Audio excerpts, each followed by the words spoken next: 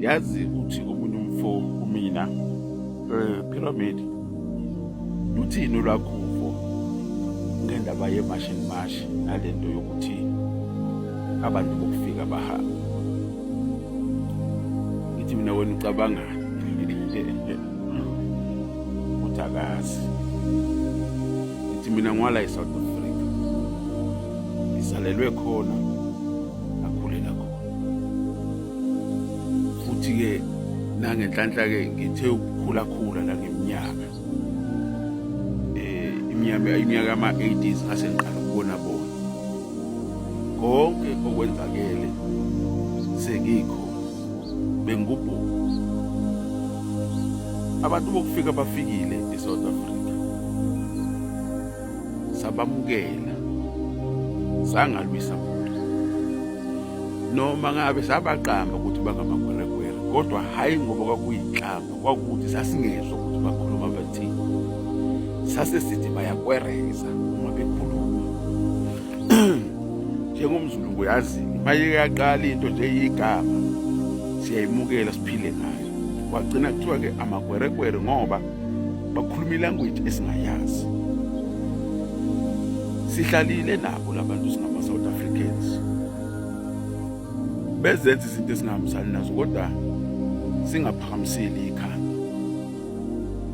Ngoba especially thina amaZulu singabantu abadalwe safundiswa inhlonipho, yafakwa inhlonipho nangendumo. So nje nalento ekuthiwa uzwelo yinto esikhule vele ikhona sinayo. Nokubekezela futhi yinto nje esizalwe nayo, saba nayo. Sibabekezelele kakhulu until kwaze wafika lesikhathi asebebona ukuthi sebenethezekile. Babona ukuthi ukulunga kwethu as South Africans sisiphuphu asazi lutho, bona bahlakaniphile. Saphinde sanebhadi ke thina lokuthi sinohulumeni ongamaphiqiphiqi. Ngiyabazwela ke futhi ngoba laba bahulumeni ayikho into abangayenza, nalaba amaqembu ezepolitiki ayikho into engabayenza ebangayenza ngoba badla imali zamadoda angalungileyo. Bafandwe amadoda angalungile, basayina imithetho engalungile. Bebaphikisa ukuthi bekwazi ukulwela izwe lethu. Ningabona bebamba nje bengazi ukuthi bethini, bekhuluma umsangano bebheda. Abazi kumele bethini ngoba badla imali ezironke. Wena ngidlule kubona ababalekile labo kumina kakhulu. Kodwa ke abantu bokufika sihlalile nabo kakhulu, sabahlonipha baze bazalisa. Uyangizwa ngithini? Bavula izitolo, sabasupporta futhi izitolo zabo, sathenga. Uqalela sebeyibona ukuthi ke manje sekuyiba ama-South Africans thina sisewona. Sebenza noma yini noma kanjani. Kunabantu abalahlekelwe izingane abangazazi namhlanje ukuthi zashona ngenxa abantu bokufika. Kunamaphara, yes, ningasho ukuthi akekho umuntu othunyayo uthenga isidakamizwa, but lo suke efike nazi isidakamizwa, inhloso yakhe sekuyini. Uba nendlela yokuthi esifake isidakamizwa ukuze sisebenze. Kunabantu ababhema isidakamizwa namhlanje abangazange waba ichoice yabo besibhema, kodwa baxishwe ongemvume yabo. Uma ngiphikisa yikho ngiyazi. So lento yokuthi abantu bokufika bayahlukunyezwa or xenophobia, or it's not. We are tired. We've been with labantu isikhathi eside, saphila nabo bagcwala eSouth Africa benza umathanda, bagcina sebenza izinto esizibonayo ukuthi angeke sikwazi ke lezi ukuzibekezelela. Yikho ke usubona ngathi kunolaka olungaka ingoba kunezinto abazenzayo esingasakwazi ukuzibekezelela. Kubhlungu uma ungakaze vele ube infected by something ngoba ukuzitshela ukuthi lo muntu abhekane nayo uyabheda. Kanti kulabantu ababhekane nezinto ezibhlungu ngempela ngenxa yabantu bokufika. Bafike baba zinkabi babulala abantu because bayazi abatracing.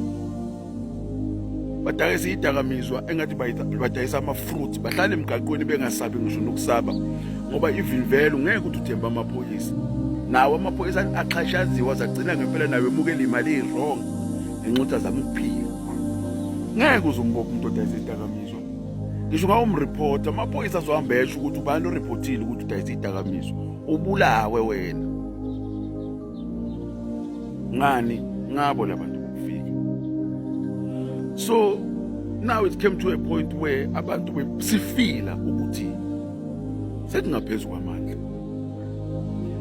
Vele uma kumele kuchitheke igazi ukuze ngivikele umndeni wami, so be it. Vele makumele kuchitheke igazi ukuze silwele ngokwethu, so be it. Ngoba nini sixhashazwa abantu ngenxa yokuthi sisaba ukufa? And khona into abantu abangayinaki ukuthi ngisho iphoyisa ngelisakwazi ukuvimba manje, ngisho isosha ngelisakwazi ukuvimba, ngoba ekhaya ke lephoyisa kunephara elikhona elikhandwe yona yonke le nonsense. Ekhaya lephoyisa thizeni likhona umuntu osekwadlungulwa.